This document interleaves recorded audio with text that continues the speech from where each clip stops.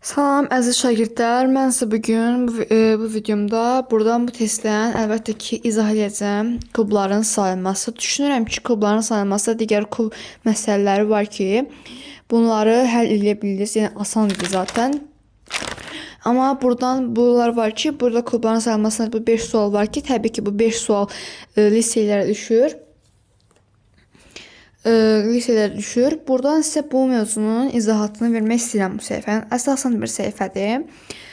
Nə yazıb da? Hərəsində bir qayda var. Baxın, əsli belədir. Əgər mənə şərtdən bir yüzlü kubların sayını bir yüzlü və 200'lü kubların sayını istəyirsə, mən həmin şəkildə şəklə baxıram, kuba baxıram.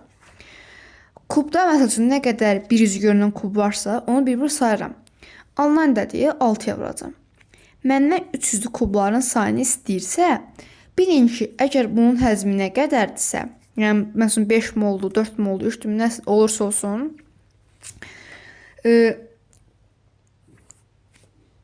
olursa 300 kubların sayını istəyirsə, mən sayılar 8 götürəcəm. Əgər mənə götürsə ki, belə deyim, əgər mənə desə ki, heç bir üzü olmayan, yazım, heç bir üzü olmayan, desəysə mənə, bunun üçün mən düstur daha yaxşı. Düstur əzbərmək düzdür, hər şey lazımdır deyə, sadəcə boş yüz olmayan deyəndə bir-bir onu sayıb da yenə 6-ya vurmanız ola bilər. Məsələn üçün 6-ya və başqa bir şey 6-ya vurmazdansa düstur daha yaxşı. Çünki çaşa bilərsiniz orada heç bir üzü olmayan deyəndə.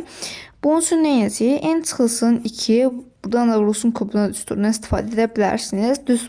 Bu şərtdə düstur daha əlverişlidir. İndi mən tutaq ki, olsa ki, N nədir burada? N tutaq ki, məsəl üçün, heç bir üzü olmayan, tutaq ki, bu şərt deyir ki, rənglənmiş kublardan içərisinin heç bir üzü rənglənməyibdir. Bu zaman burada 1, 2, 3, 4, buradakı üzlərin sayısı 1. 4'dən 2 çıxanda 2'nin də kuba bərabər də 8. Yəni 8 olacaq. Deməli, qayda buna etibar edir. Hansı qaydadan söhbət gedir?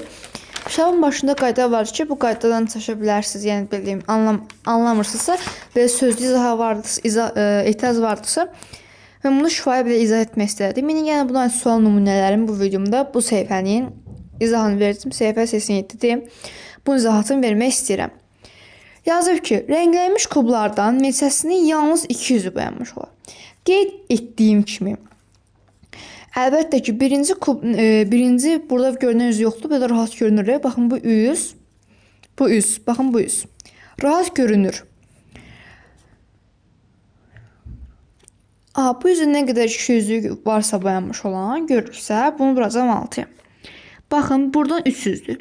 Bilir ki, buradan 200 görünür. 200 görünür. 200 görünür. Bir də buradan 200 görünür. 200 görünür. Burada birinci üzdən, bir üzdən. 200'də olan 6'dır. Mən bir kubda 6 üz olduğuna görə 6'nı vuracağım 6'ya. Olacaq C variantı. Keçək O2'yə. Rənglənmiş kublardan neçəsinin yalnız bir üzü boyanmış olar. Bir üz deyindən ağarırdıq qayda kimi. Bir üzdəki görünən üzü tapırdıq. Vururduq 6'ya. Bir üz tapmaq üçün baxıram ki, nə qədər bir üzü boyanıbdır. 1, 2, 3, məsələn, buranı görəm. 1, bura. Gördüyünüz kimi, buranın yalnız birinci üzündə bu qədər boyanıbdır.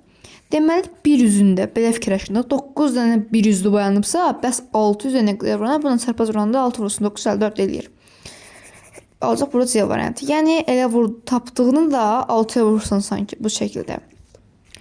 O söz, rənglənmiş kubların neçəsinin yalnız üst yüzü var. Dedik ki, kubun sayının nə qədər asılı olmasına baxmayaraq, mənə şərt 300 deyirsə, mən ancaq 8 götürürəm rəqəmi. B variantı. Keçək 34-cü suala. Rənglənmiş kublarda neçəsinin heç bir üzr boyanmamış olar. Deyək ki, bunun üçün düstur daha əlverişlidir. N vurulsun, N çıxsın 2 üzrəm, vurulsun kuba. Buradakı N nəyin sayıdır? Burada başda olan kubların sayı var. Aha, buradan bunları sayıb 5 dənədir. Bu n-in yerində bu say durur. Bu 5-dən çıxıram 2-ni. 3-ü vururam 3-ə. Eləcə 27. A variantı. 35-ci suala baxaq. Rənglənmiş kubların neçəsinin yalnız 200 var. Bunu da əlbəttə ki, sayıb sayını 1 üzrə 2 sayıb 6-ya vuracam. Baxıram, buradan 300-dür, buradan 200-dür, buradan 200-dür. Sonra buradan bir de bu 200'dür. 200'dür.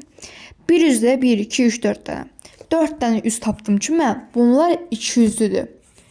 Bir kubda 600 olduğuna görə 4'e vuram 6'ya. 24. B variantı edəcək bu da.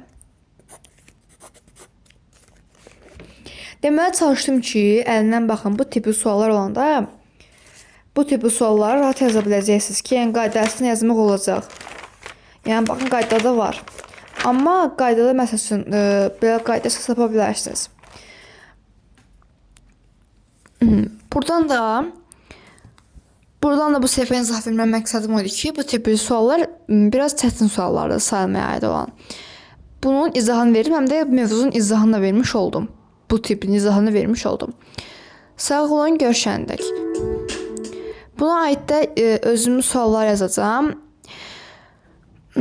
Özüm bu aid suallar yazacağım. Bəlkə o sualların PDF halına aldırıb suallar yazacağım və bəlkə o sualların da bu misallara aid suallar yazacağım.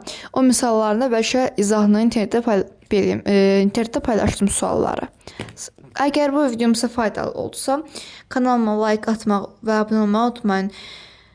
Sağ olun, görüşəndək.